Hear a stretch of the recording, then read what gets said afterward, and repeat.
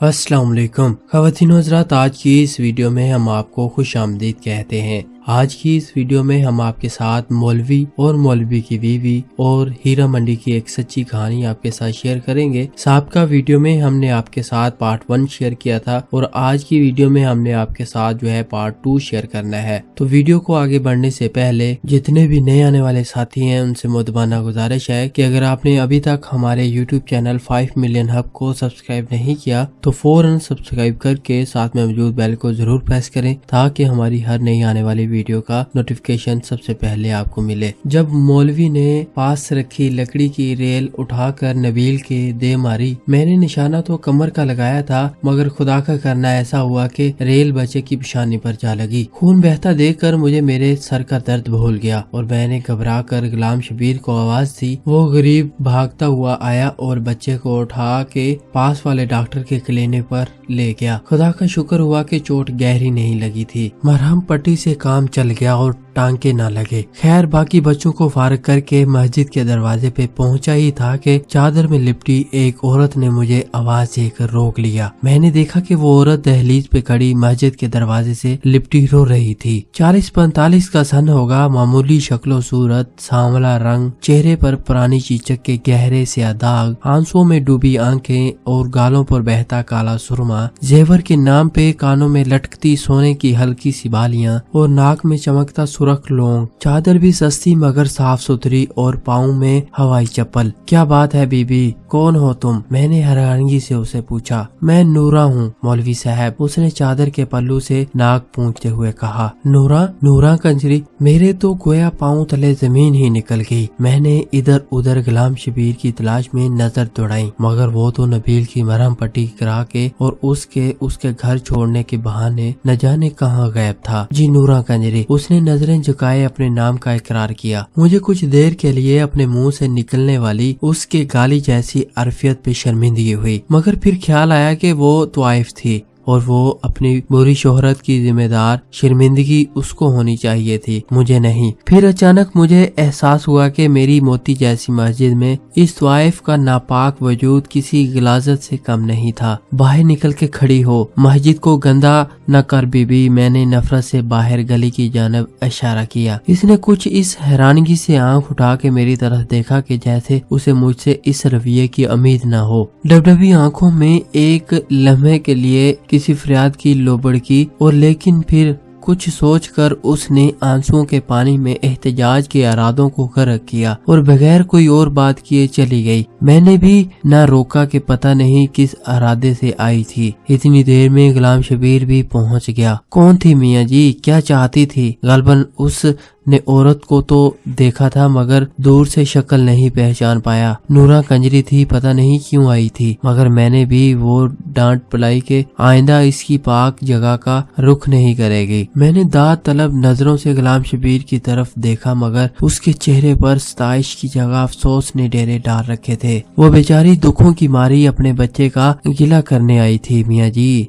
नबील की माँ है, बच्चे की चोट बर्दाश्त नहीं कर सकी और आपने उस गरीब को डांट दिया। गुलाम शबीर ने नूरा की वकालत करते हुए कहा, तू नबील नूरा कंजरी का बेटा है, ऐसी हरकतें करेगा तो सजा तो मिलेगी, जैसी माँ वैसा बेटा। मैंने अपनी शर्मिंदगी की बेहूदगी से छुपाने की कोशिश की। एक लम्हे को ख्याल भी आया कि बच्चा तो मासूम है और फिर मैंने ज्यादती भी की थी मगर फिर अपने उस्ताद होने का ख्याल आया तो सोचा कि बच्चे की भलाई के लिए ही तो मारा है, क्या हुआ। और फिर एक तवाइफ को क्या हक हासिल है कि मस्जिद के इमाम से शिकायत कर सके। कितने बच्चे हैं नूरा के? मैंने बात का रुख बदलने की कोशिश की। मस्जिद में पढ़ने वाले सब बच्चे नूरा के हैं मियाँ जी, इसके अलावा एक गोद का बच्चा भी है। बस इस मोहल्ले में सिर्फ नूरा अपने बच्चों को मस्जिद भेजती है, बाकी सब लोगों के बच्चे तो आवारा फिरते हैं। गुलाम शबीर की आवाज में फिर नूरा की वकालत गूंज रही थी। मैंने बनाकर जवाब देने का इरादा किया ही था कि कोतवाल साहब की गाड़ी सामने आकर रुकी। खुद तो पता नहीं कैसा आदमी था मगर बीवी बहुत नेक थी। हर दूसरे तीसरे रोज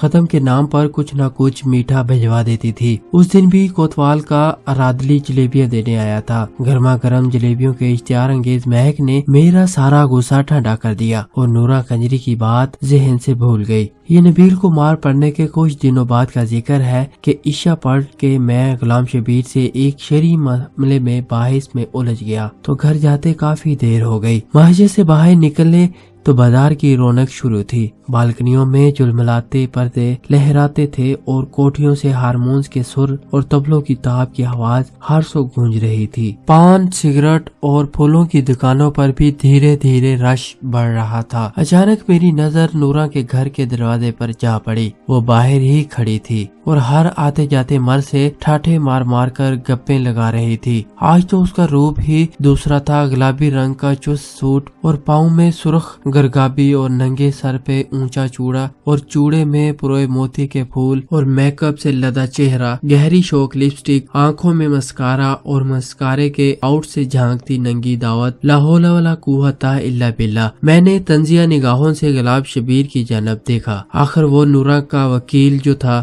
چھوڑیے میاں جی، عورت غریب ہے اور دنیا بڑی ظالم۔ اس نے گویا بات کو ٹالنے کی کوشش کی، مگر میں اتنی آسانی سے جان چھوڑنے والا نہیں تھا۔ یہ بتاؤ میاں جی، جب اس کے گاہک آتے ہیں تو کیا بچے اس کے سامنے ہی ہوتے ہیں؟ میں نے معنی خیز انداز میں اپنا سوال ادھورا ہی چھوڑ دیا۔ میاں جی، ایک تو اس کے بچے صبح اسکول جاتے ہیں، اسی لیے رات کو جلدی سو جاتے ہیں، اور دوسرا مہمانوں کے لیے باہر صحن میں کمرہ الگ رکھا ہے۔ غلام شبیر نے ناگوار سے لہجے میں جواب دیا۔ استغفر اللہ، استغفر اللہ۔ میں نے گفتگو کا سلسلہ وہیں ختم کرنا مناسب سمجھا، کیونکہ مجھے احساس ہو چکا تھا کہ غلام شبیر کے لہجے سے جھانکتی ناگواری کا رخ نورا کی جانب نہیں تھا۔ اس کے بعد نورا کے ذکر میرے سامنے تب ہوا جن دنوں میں اپنے اور زوجہ کے لیے حج بیت اللہ کی غرض سے کاغذات بنوا رہا تھا۔ اس غریب کی بڑی خواہش تھی کہ وہ اور میں اللہ تعالیٰ اور اس کے نبی پاک صلی اللہ علیہ وسلم کی خدمت میں پیش ہوں اور اولاد کی دعا کریں۔ میرا بھی من تھا کہ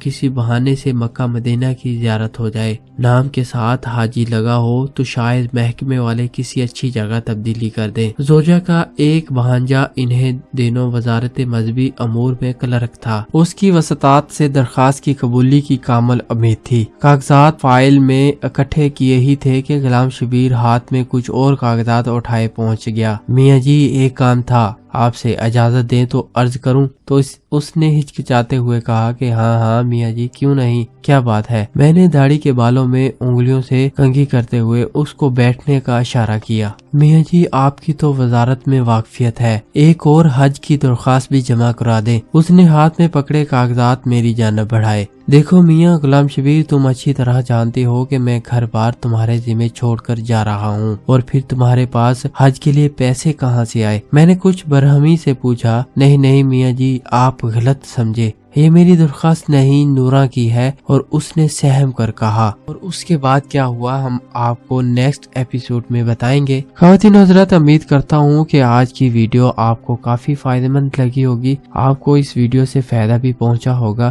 اگر آپ کو لگے کہ ویڈیو معلوماتی ہے، کوئی نہ کوئی اس میں آپ کو کوئی بات اچھی لگی ہے، تو ضرور اپنے تمام دوستوں سے شیئر کیجیے گا، اور ساتھ ہمارے چینل کو سبسکرائب کرنا مت بھولیے گا، اور ساتھ میں بیل کو بھی ضرور پریس کریں تاکہ ہماری ہر نئی آنے والی ویڈیو سب سے پہلے آپ کو ملے۔ آج کی ویڈیو میں بس اتنا ہی، ملتے ہیں ایک نئی ویڈیو کے ساتھ، تب تک کے لیے ہمیں اجازت دیں۔ اللہ حافظ۔